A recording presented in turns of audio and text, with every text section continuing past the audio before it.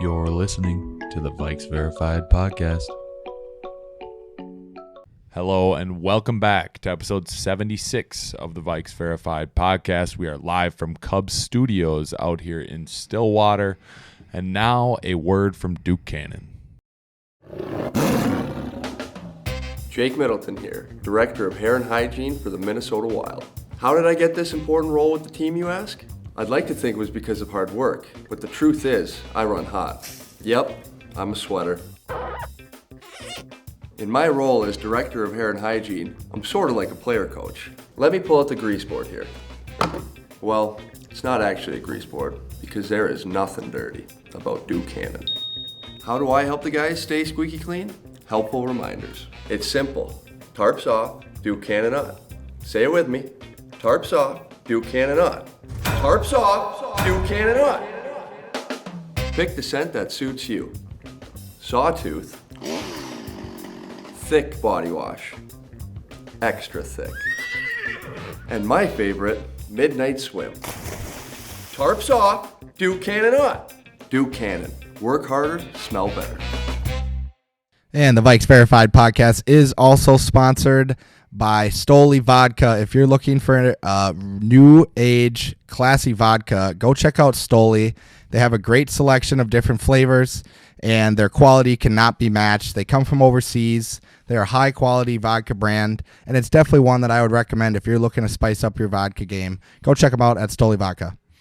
All right, Matt. Our New Year's Eve was spoiled, as well as the Minnesota Vikings. The Green Bay Packers come into our building, hand us our sixth home loss of the season. Only twice in franchise history have we had 6 home losses. Incredibly disappointing, to say the least. The Vikings were absolutely dismantled in this game. It seemed like from the opening kickoff, got down to an early 10-rep lead and just could never dig our way out of the hole. How disappointing was this for this fan base on New Year's Eve when we had to have it most? We got that win from the Steelers in the afternoon that we really needed, had the opportunity to control our own destiny, and we let it slip through our fingers. Yeah, it was super frustrating. You know, it just seems like it's been the whole narrative of this season has really been just the constant disappointment, and really at home. We've only won 2 home games this year, our lowest home record in a long time. So just something that Minnesota fans aren't used to seeing, and it's just been tough because a lot of these losses have been, you know, 1 scores, and then we have an absolute clunker on prime time against our biggest rival. So just something that has been very frustrating this year, but you just got to hope that this is a one-off type thing, and that next season we'll have a little bit more luck back at the bank, because this year as a fan, it was a tough one. Yeah, and historically, U.S. Bank has been a very strong place for us to play. We've developed quite a home field advantage. That was not the case this year. Green Bay Packers in this game outgained us total yards 470 to Minnesota's 211. First downs in this game, Green Bay 28 first downs to Minnesota's 13. Green Bay 9 of 13 on third down, while Minnesota's just 30% at 3 for 10. Time of possession, we talk about it all year. Vikings can't win the time of possession. They lose this one 37 minutes and 32 seconds for Green Bay to 22 minutes and 28 seconds for Minnesota. It is very tough to win football games with those stats, folks. Everyone that wanted to see Jaren Hall succeed and compete in this big of a game, unfortunately, we just did not get that. Had a tough time anticipating a lot of throws, sailed a couple open throws over the middle as well, and just never really had total command of the offense, benched at halftime. What do you think really went wrong for Jaren here from the get-go? Just seemed like he was a little bit overwhelmed. A much different look just from his brief start against Atlanta earlier this season, but just from the get-go, I mean, Kevin had definitely schemed some guys open with crossers and different things, and whether it was a mix of Jaren just being, a little bit too big of a moment for him or whatnot, he just wasn't able to find those guys. And once he, had that first drive where we went 3 and out, and then the second drive where he threw a pick, it just seemed like couldn't have been a worse start for him. And at times he just seemed a little bit hesitant to make that throw when it's there. You just have to trust your arm. And you even saw the one time he did try to make that throw down the middle of the field to Addison, sails over. I think he was just overthinking things and not trusting his abilities, because overall it was just a rough first half first half for him. And the O-line didn't do him any favors as well. The O-line has definitely seen a decline in play these last few weeks, which is disappointing because this group really had kind of found their stride when we were on that win streak and really starting to put together some things. And now it seems like we can't even protect our rookie quarterback, which is something that he needed to have. And obviously the Packers brought a lot of pressure and we weren't able to, really stand up to it. No, and this offensive line, widely regarded all season as a top 10 unit in the league, folding the last couple weeks. And you see a guy like Preston Smith on the back end of his production for Green Bay, beating our marquee tackle in Christian Darrisaw multiple times, acquiring multiple sacks on him. It just doesn't really make a whole lot of sense when you look at the product of the entire season from that group and how they weren't able to really finish the year strong. Also, our secondary, another unit really struggling down the stretch here. Vikings have lost 5 of their last 6, and it seems like the secondary is somewhat to blame for a lot of those explosive plays being given up. You see a Caleb Evans and Mekhi Blackman had a tough time in coverage in this game, to be blatantly honest, and it seems like Byron Murphy Jr. might have been the glue holding this cornerback room together. We lose him for the last couple games, and it seems like we're unable to cover anybody. Bo Melton going for 6 catches for 105 yards, guy off the practice squad from Green Bay, not to mention Jaden Reed torching us as well, although very conflicting for me. Jaden Reed brought home the fantasy championship for me, but it's a very bittersweet thing when you're seeing him do that at US Bank Stadium on our home turf. Just very disappointing from a defense that was starting to really pick up steam and be recognized as a top unit in the league with Brian Flores. They're not able to finish the year strong, and now the Vikings need a lot of help to get in the playoffs. I think it's kind of out of our minds at this point to make a playoff berth. I don't think it's a team that really has the thunder to make any sort of run in the postseason. What particularly would you like to see in this last game in terms of who's playing and what we should try and do against the Detroit Lions?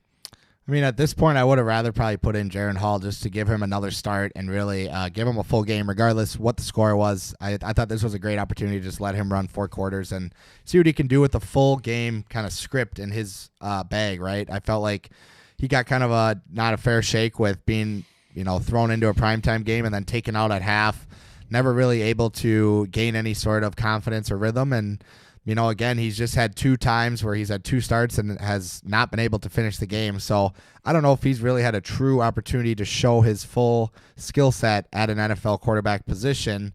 But to me, it's just about, seeing what we have in some of our depth, right? Like, we know the guys that we want to bring back, but I want to see, the Jay Wards, the Brian Asamoahs, Andre Carter, Patrick Jones, Lewis Seen. I want to see a lot of guys that we're really unsure about, because that's going to be critical depth going into the next season. I know a lot of the starters that we'll want to bring back. I think everyone has a good understanding about that. It's about understanding who we have behind them, because this year we found out, better than any, that injuries can happen and they can happen fast, and you got to have the depth behind them.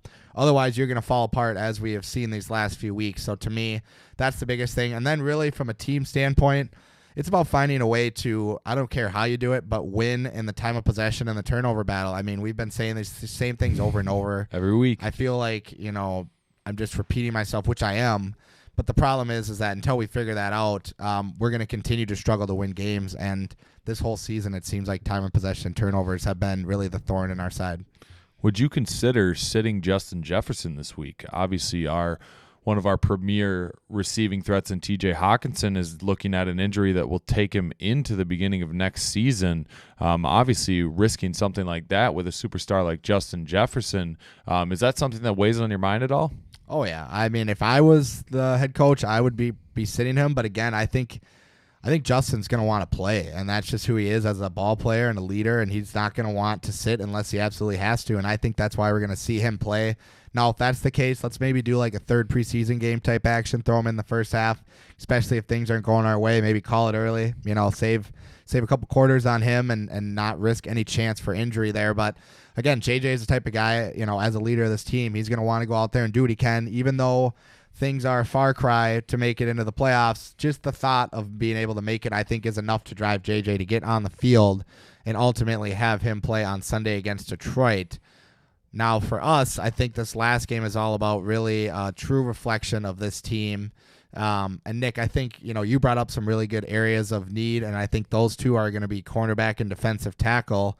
I also think, though, that an area going into next year, a big discussion of ours is going to be quarterback of the future. Now, a lot of us want to bring back Kirk, but I think this might be a good transition into seeing if we are to take a quarterback in the future, is there a guy in round one that maybe raises an eyebrow for you, maybe someone that you like or someone that you feel confident about leading this team going into the next few years? Absolutely, Matt. This is a quarterback draft, and there's a handful of talent in the first round that I would, be excited about adding to our roster with the potential in a young offensive-minded head coach in Kevin O'Connell and a nice offensive staff. I think, in terms of development, there's a lot of options here. It's hard to not like Michael Penix Jr. after what he's done for Washington this season, what he did in the college football playoff game the other night, absolutely lighting up the scoreboard, 430 passing yards, takes down Texas and takes Washington to the national championship. He's a guy with a lot of moxie, a lot of swagger, and has a arm that throws absolute laser beams down the field. Bo Nix is another guy I really like and is a reasonable option for where we're going to be picking in the first round. Both these guys are 24 years old that I've mentioned here, but I think that comes with a good amount of leadership experience as well. Bo Nix carries himself very well, very athletically talented, has played a ton of college football. And then you look at another guy in J.J. McCarthy, just 20 years old, going to come out. He's definitely less on the experience side, but he also has a ton of raw talent. So I think there's a lot of good potential options here in the mid-first round. It's going to come down to who we really think is a scheme fit, who's a character fit in this locker room, and also comes down to discussions with Kirk Cousins and his agent. Yeah, I mean, ideally for, what I would consider an ideal scenario would be signing Kirk Cousins to a 2-year deal, being able to take a quarterback in the first or second round and play a scenario similar to Green Bay where you sit him behind the starting quarterback, not have to feel pressured into starting him. But also if there was for some reason another catastrophic injury to that position, you got, technically your guy of the future, right? And whether that happens or not, I think having that flexibility of giving him time to sit behind a guy like Kirk Cousins could do wonders. And I think, Penix, Bo Nix, Jaden Daniels, Drake May would obviously be great, but I think he's going to be a little bit harder to get unless we trade up. Caleb Williams, I don't even think is in the equation here. So I think those three are, really strong options for this team. And then you could even look at guys like Quinn Ewers, Cam Ward, if you're looking in the third or fourth round. This is a very deep quarterback class, and I do think that this is the year that we do see the Vikings take a quarterback. The other position that I would like to maybe see them take a guy early is defensive end. We have not drafted a first-round defensive end in a long time, over a decade. I believe the last defensive end we drafted in the first round was Erasmus James, and that's a long time ago. So what a dog, though. I would say to me in the top rounds, an edge rusher and a QB are going to be guys high on my list for positions to fill, just because of what we saw from the pass rush really disappeared at the end of the year here. Daniil, we really relied all on him, and then you lose a guy like Wanham, and we weren't able to get to Jordan Love at all last Sunday and really the last few weeks. So those two positions I think are going to be critical at the top of the draft. I agree with you, Matt, and I would like to see an edge rusher as well, but I'm just going to go out right now and make my case for Michael Penix Jr. and why I think he should be a Viking in the mid-first rounds. You looked at him at Indiana, young in his career in college, dealt with 2 torn ACLs on the same leg, season-ending injury after season-ending injury from Michael Penix. He ran the ball a lot at Indiana. He had to learn how to become a pocket passer, throw the ball downfield. Gets to Washington, absolutely lighting it up with that offensive coordinator. He's got threats on the perimeter. He throws the ball all over the field. He can take snaps in the shotgun or under center. He's a guy that I think Kevin O'Connell could work wonders with. Him, Justin Jefferson, TJ Hawkinson. I just don't see a scenario where this fails unless it's injury related. There's a lot of guys who dealt with injury history early in their career, able to overcome it and have good careers. We have an offensive line that's trending in the right direction. You put Michael Penix behind that with this group of weaponry, and I just think that makes too much sense for us to pass up in the mid-first round. Yeah, I would say, Penix throws probably the best ball in the draft. For those who got to watch that game against Texas, he was able to fit the ball in many different areas of the field. That was very impressive to me. His overall poise in the pocket is also something that stands out. And you can just tell he's been playing college football for a couple years now. This is not something new to him. Started at Indiana, had a couple injuries there, ends up at Washington, continues, his excellence at that quarterback position, and would definitely be a fun addition to this offense. I mean, he could spread this ball around. I think he provides a little bit more mobility, and he's that lethal lefty, something that would be kind of fun to watch, and that's not something too common at that position in the NFL. To me, I would love to have a guy like Penix on this team, and I think it's all going to come down to this combine session and figuring out, like you said, who can be, a true fit for not only this scheme but the locker room, because as good of a fit as he can be in the scheme, if he's, not a good person overall, I think that that's not something that the Vikings are looking to bring in. So to me, a guy like Penix makes a lot of sense, and he definitely should still be in the talk at, hopefully between somewhere in the 10 to 15 where we'll be selecting here. But watch out for him, as he could be a very big riser in the draft process as we get near the combine. Yeah, and he is just flying up the boards right now for sure. I want to talk a little bit about the current Vikings roster and contracts that are expiring in 2024. We're not going to look too far ahead, but I just want you to name a couple guys that you think are worthy of an extension with this team. I'm going to go ahead and start with Dalton Risner, a guy who has really not allowed a sack since he got here. And signing from Denver, had some off time there, wasn't picked up by Denver again, was a free agent for a while. He seemed to fit in this culture immediately. Said, I'm going to do everything I can as a Minnesota Viking to earn the respect of my teammates and coaching staff. Next thing you know, we trade Ezra Cleveland to the Jacksonville Jaguars. Dalton Risner steps in, and he has done a tremendous job in pass pro, and he just seems to fit, the Viking mold. He's got the spirit, has passion for the game, and is just a joy to listen to in press conferences as well. I think Dalton Risner has earned an extension with this team. Yeah, I want Risner back for sure. Great player and fits the culture, which I think overall it's been a home run signing for us. I think he's going to want to stay around, so I'm on board with that one. The two obvious ones are Justin Jefferson and Kirk Cousins. I mean, we don't even have to really talk about those, but I think most people are going to be on board with, bringing back Kirk Cousins. I think almost everyone else is on board with bringing back JJ. To me, I think one that is going to be an interesting talking point this year is going to be a guy like Jordan Hicks as well as DJ Wanham, two guys on the defensive side that I think both proved that they fill very good starting roles for this defense, but what is the number that we're going to ultimately have to pay them? I think those are going to be interesting discussions, and especially with Wanham coming off an injury, Hicks being a little bit older, there's a couple different factors in these conversations, but ultimately I would love to bring both of these guys back because I do think it is going to be harder to keep a guy like Danielle Hunter around with these larger extensions for JJ, Kirko, and potentially Darisaw as well. So again, I think Wanham and Hicks could be two veteran-laden guys that we could get at a better rate and still help fill those starter roles. Yeah, and typically, you don't see a ton of extensions happen mid-season, but DJ Wanham would have been a guy that I would have liked to lock down maybe around week 10 or week 11, that type of deal. You realize that he's producing for your team, he fits the culture.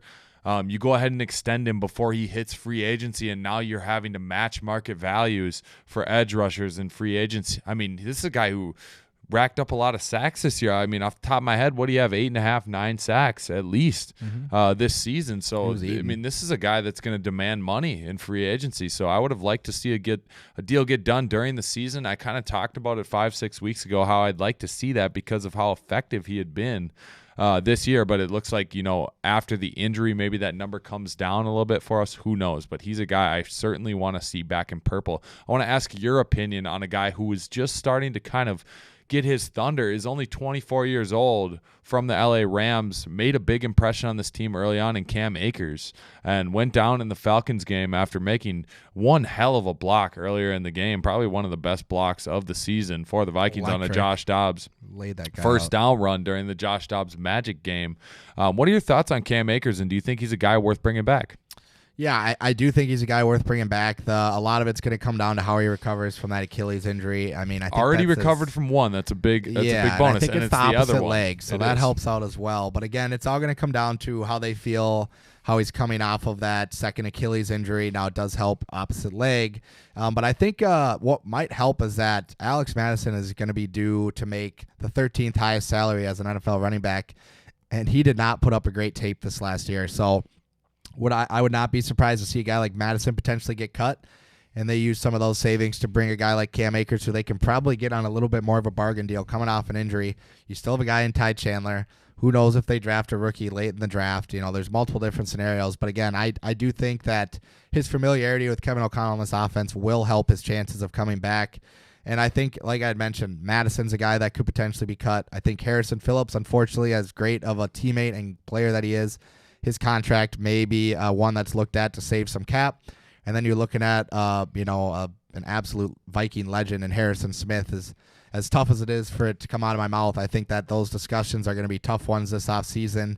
And those are just a few names to keep an eye on as potential Vikings who could have played or may play their last game this Sunday against Detroit. Yeah, and I would like to see a great game from Harrison Smith this Sunday. Threw his helmet against Green Bay. He was not happy. I would really like to see him get a pick. We don't know what the future holds. Kevin O'Connell's already voiced his opinion on him, but he is not the one making a ton of these decisions in the offseason when it comes to cutting players and saving cap space. So we'll have to see what happens there. There's one more guy I want to talk about in this breath, and that is Brandon Powell. Interesting 28-year-old receiver who was previously just thought of as a return man, actually housed a punt for the LA Rams in our building when Kevin O'Connell was on staff with them. He's been a tremendous depth piece for us this year. There's multiple times during our winning streak this season that he stepped up and made plays when Justin Jefferson was out, when KJ Osborne was out against the Falcons.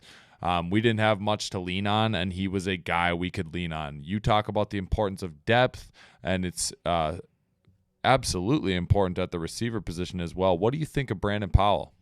Well, I like depth, and the other thing I like is continuity. So yes, you're if we could right. bring a guy like Brandon Powell back into the fold, I loved what he did in areas where his number was called, and he had to step up when there's injuries and other things going on. And all he did was make plays, scored a touchdown in Atlanta, made some big catches late in the game against, that stretch that we went on that win streak with Josh Dobbs. And ultimately, he's done nothing but prove to be a reliable veteran player, and that's someone that I want on my roster in the wide receiver room. And I think the thing that might increase his chances are KJ Osborne, a guy that I wasn't even really able to mention in that first group. But with his contract coming to an end here, I'm very interested to see the results of KJ Osborne and Brandon Powell because, again, Brandon Powell is probably going to be a little bit cheaper to bring back. Osborne, depending on if he wants to stay with the same team or maybe look for a bigger bag, there's a lot of different scenarios that could play out. But I like our chances of bringing Brandon Powell back and having him in purple next season. Yeah, and just looking at this list of free agents, I mean, there's technically 27 people, including practice squad, but this is going to be a different-looking team next year, regardless of how you look at it. There's going to be new faces, and we're certainly excited to see how that develops. I think Blake Brandel at the bottom of this list is a guy, as long as we're on the lines of depth and continuity, he's a guy that makes sense for a cheap extension. Definitely. O'Connell has voiced his ability to be solid in that swing guard, swing tackle role. I wouldn't be surprised to see us get something done with him this offseason. Let's move a little bit more towards Week 18 in the Detroit game, what we expect to see here. First, I'm going to get started with Chill Boys, Bamboo Boxers.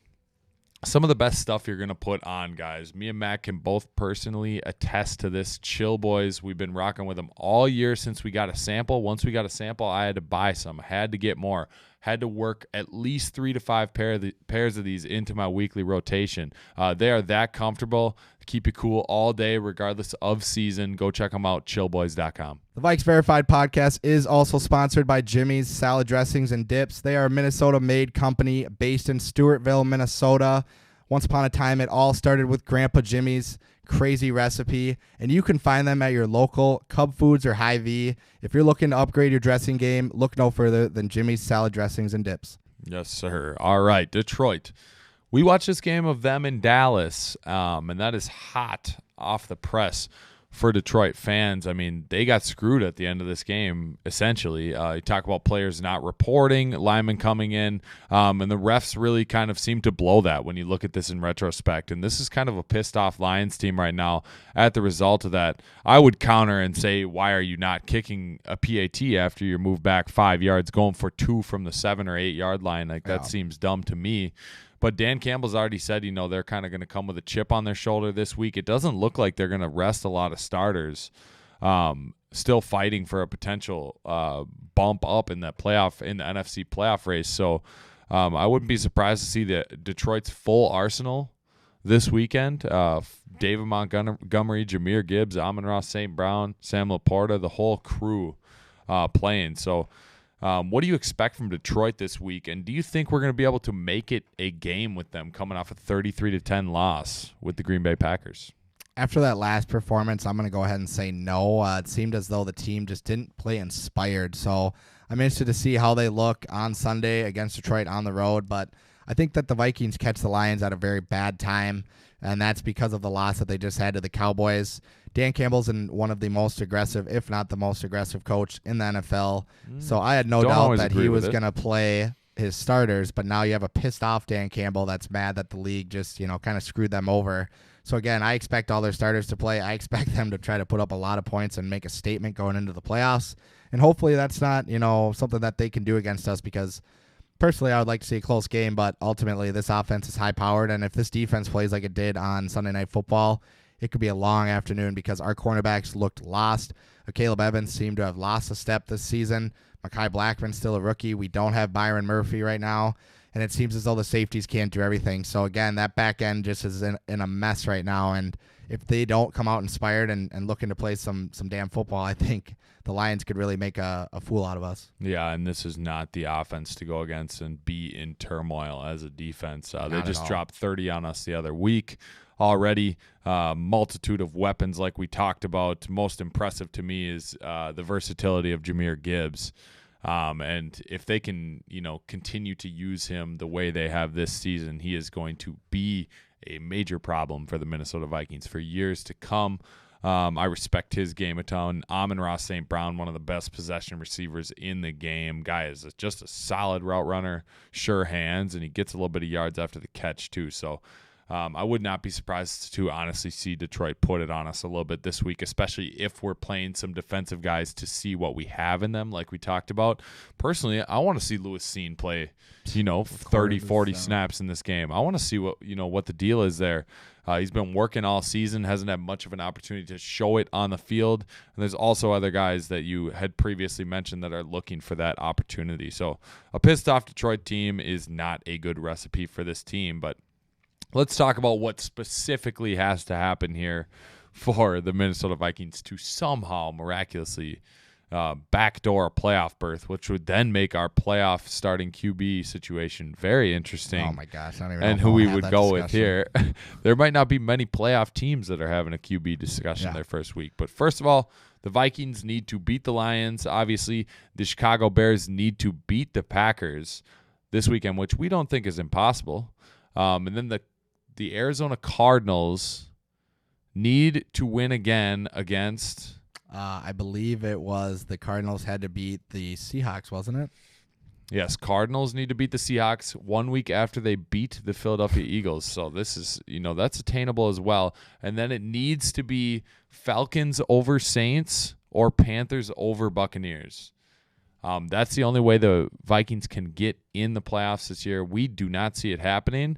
I could very well see Bears, Packers. I could see the Bears winning. I could see Bears taking that one the way they've been playing. Justin Fields distributing the ball particularly well lately. He seems to do this at the end of the season, every season, and lobby for his job going into the next year. They've got some decisions to make with the number one pick. I would not be surprised to see them knock the Packers off. The one I have trouble with is I really don't see Seattle losing to this Arizona team. I think Arizona caught some lightning in the bottle last week, but you also have to remember how bad Philadelphia has been for the last 5 weeks. They took advantage of a vulnerable team, and the Seahawks are just not very vulnerable right now with their weapons and their run game, their leadership, and Pete Carroll. I just don't see them dropping this game. But what would your thoughts be if this scenario fell out like dominoes perfectly for the Minnesota Vikings, and we somehow fall into the playoffs and we are in Dallas for the wild card round? I mean, it'd be awesome feeling that we made it, but I'd also know that there's not a lot to hope for outside of, the excitement leading into that game.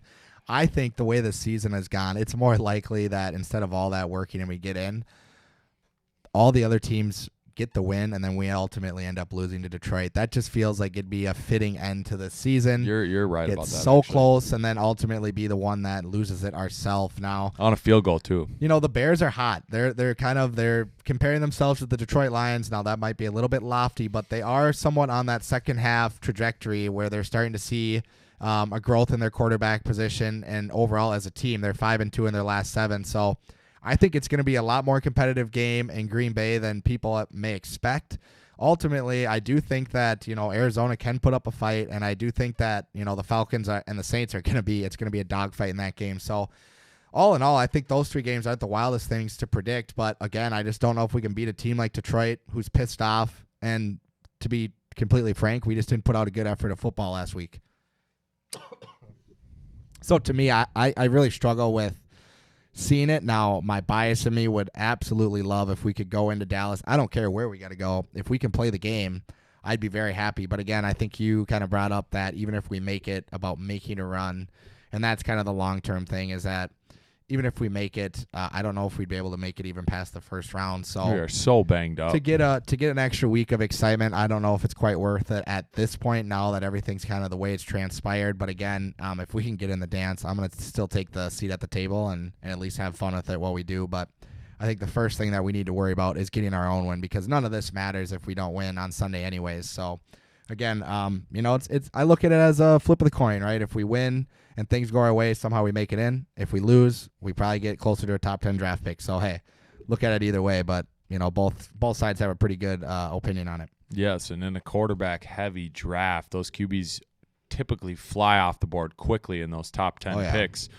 Bumping us up just a couple spots, could ultimately be the difference in this franchise for years to come if you think of it that way. So personally, I'm with you. It's like flipping a coin. I don't really care what happens at the end of the day, but I think in this draft particularly, it's really going to pay to have somewhere closer to 10 as opposed to 15 through 20. For sure. I think that's where the quarterbacks are really going to start flying. So let's talk a little bit about Detroit here. Keys to the game. What we want to see in this one. Nick Mullins getting the start. He's been coined as a guy who can move the ball downfield for us. Kevin said it again in his presser today. I just feel more comfortable with Nick pushing the ball downfield, and this offense seems to move a little bit more when he's on the field, which can't be denied.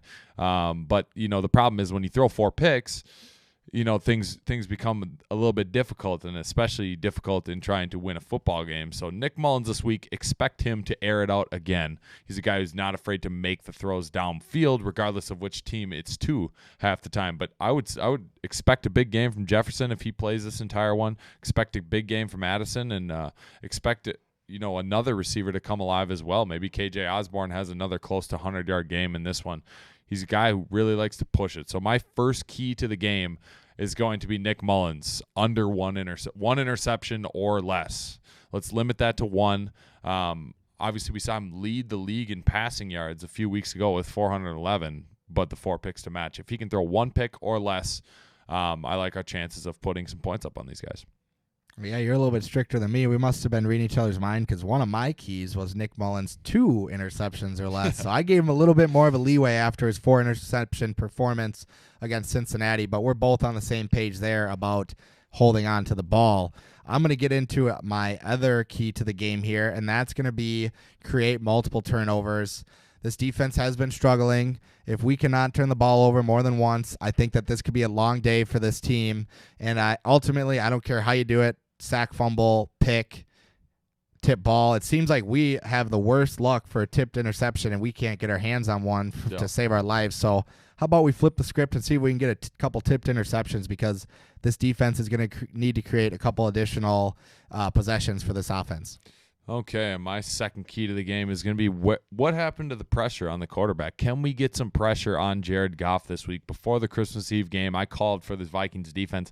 Can you get 5 sacks on this guy? I thought 5 sacks or more enough to win this game and ultimately give us more possessions than them, get our defense off the field. However, in that game, we're only able to get 1 sack on Jared Goff. Can we get 3 to 5 sacks in this game? I think anytime you're getting sacks as a defense, we obviously see how much that affects us on our offense getting sacked.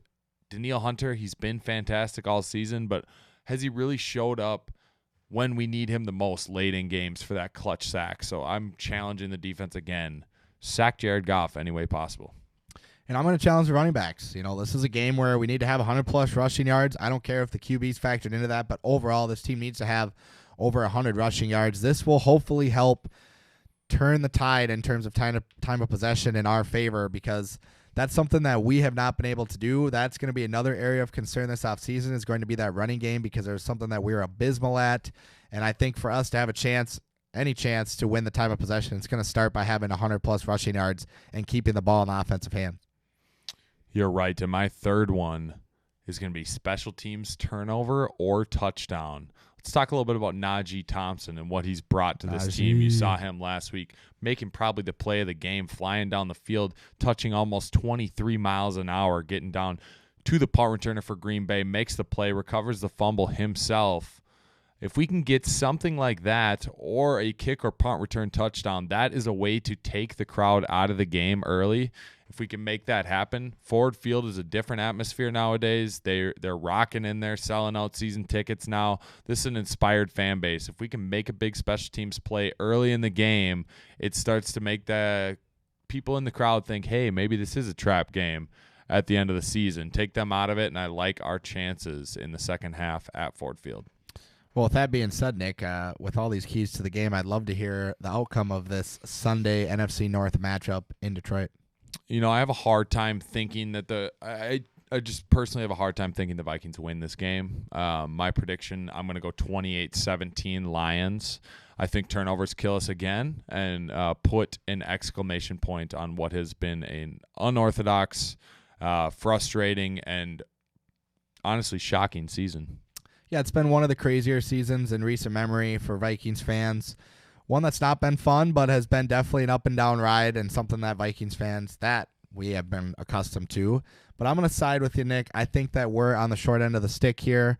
Unfortunately, I'm going to go with the final score of Detroit 30, Minnesota 20, and ultimately I think we end up losing the final game of the season to the Detroit Lions.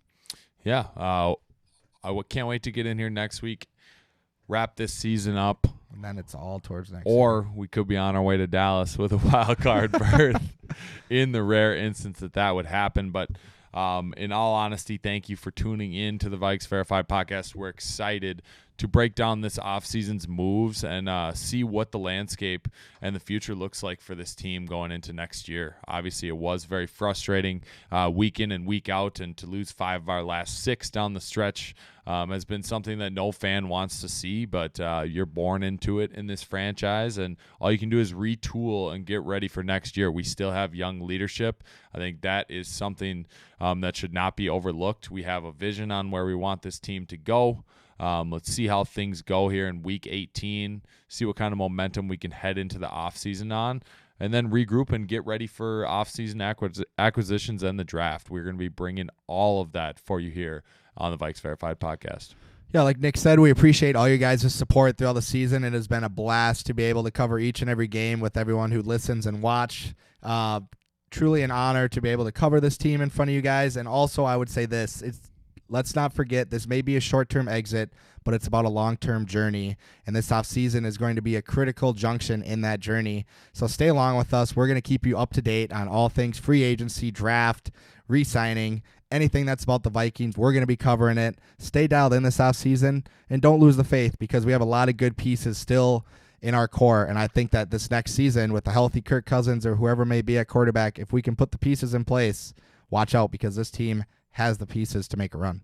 I think you're right, Matt. And to help ease that transition from football into hockey season, check out Pull Tab Sports for everything hockey related. It's the best hockey content in the entire state. You're not going to get anywhere better. PullTabSports.com. Check them out, and SKOL Vikings. SKOL.